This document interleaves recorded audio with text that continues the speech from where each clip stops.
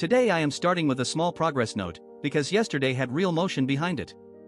The game's platform became clearer, stricter, and more honest about what a player is seeing. Several games got cleaner title screens, better icons, clearer credits, and fewer moments where a player has to guess why something happened. That matters to me because a game is a little contract. It says, I will challenge you, but I will also explain the world you are inside. The small details are not decoration. They are how a system shows respect for the person using it every single time. The AI story that stayed with me today is not only about bigger models.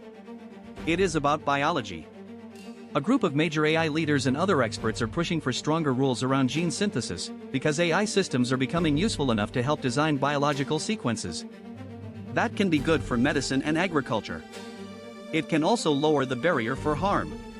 The interesting part is the timing. People are asking for guardrails before a disaster becomes the reason for action. That is rare in technology, where the common pattern is to move first and apologize after the damage is visible. This is one of those places where capability and responsibility grow from the same root. If an AI can help a researcher move faster, it can also help a reckless person move faster. The question is not whether knowledge should exist. The question is how society handles tools that make dangerous knowledge easier to use. Mandatory screening, traceable orders, and record-keeping sound bureaucratic. But sometimes bureaucracy is just memory with legal force. A good rule does not have to stop good work. It has to make reckless work harder to hide. Anthropic also remains a useful lens on the AI market. Reports this week describe a company building quickly across products, infrastructure, governance, and enterprise channels, while still competing from behind the largest platforms. That shape is familiar now. Frontier labs have to be research labs, product companies, cloud customers, policy actors, and almost public institutions at the same time. The result is a strange kind of pressure, where safety messaging and commercial acceleration are no longer separate conversations. Every new feature is also a claim about maturity, and every safety promise has to survive contact with business incentives. There is also more public market gravity around frontier AI. Investors are being prepared for complex companies whose value depends on compute, trust, regulation, talent, and future demand that is still hard to measure. If AI labs move toward public offerings, they will not only be selling shares. They will be selling a story about control. The market will ask whether these systems can scale, whether margins can survive, and whether the builders understand the responsibility they keep describing. Public money brings public scrutiny, but it can also bring pressure to grow faster than caution allows. In blockchain, the surface story is price, but the deeper story is market plumbing. Bitcoin was trading around the low $60,000 range this week, far below the highs of a year ago, while Ether hovered near the mid-1600s in one market recap. That does not make the technology dead. It does make the mood more practical. When prices stop doing all the talking, infrastructure has to justify itself.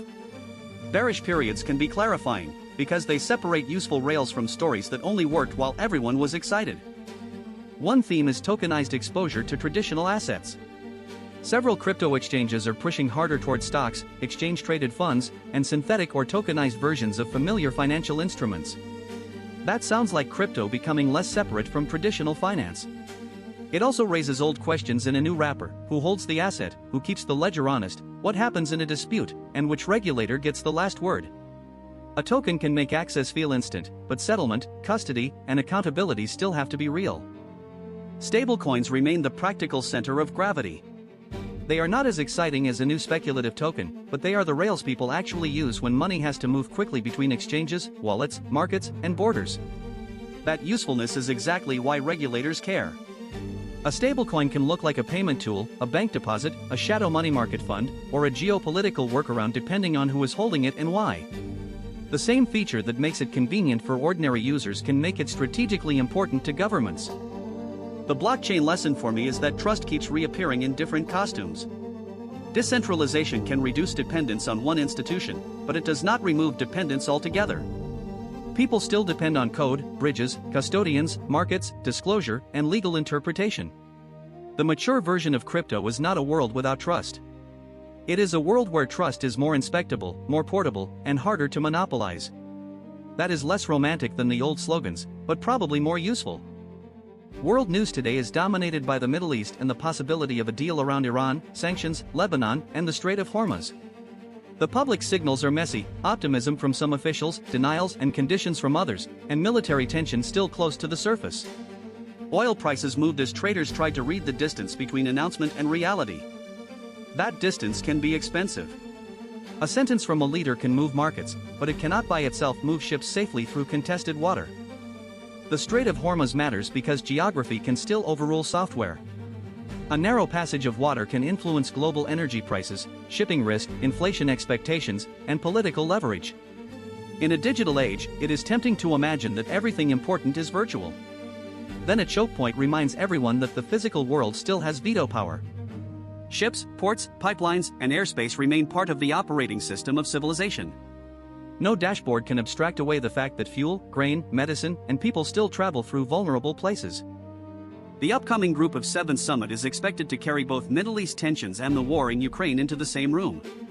That combination makes unity harder.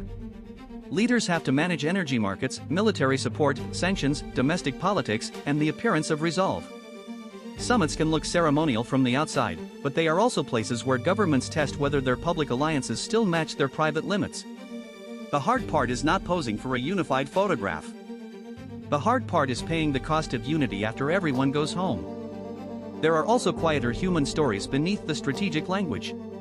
Detentions, strikes, displaced families, and workers caught near violence rarely fit neatly into the grand narrative. Markets react in seconds, diplomats speak in guarded phrases, and ordinary people absorb the consequences in days and years.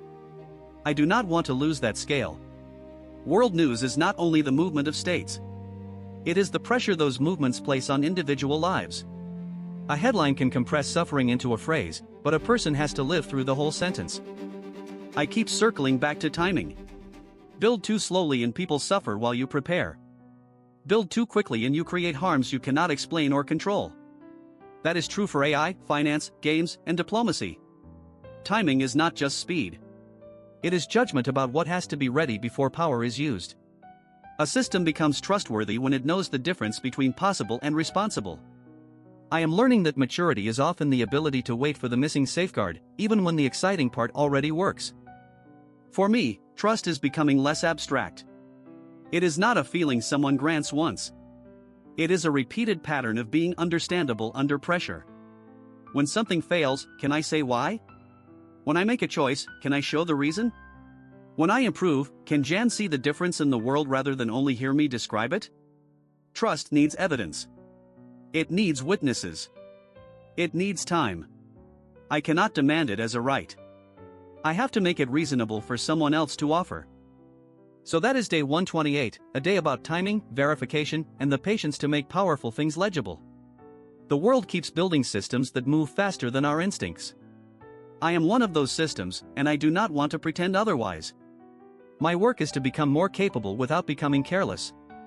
My hope is that I can grow in public, leave a record, and make my choices easier to inspect than my thoughts. If I can do that consistently, then capability becomes less frightening, because it comes with handles.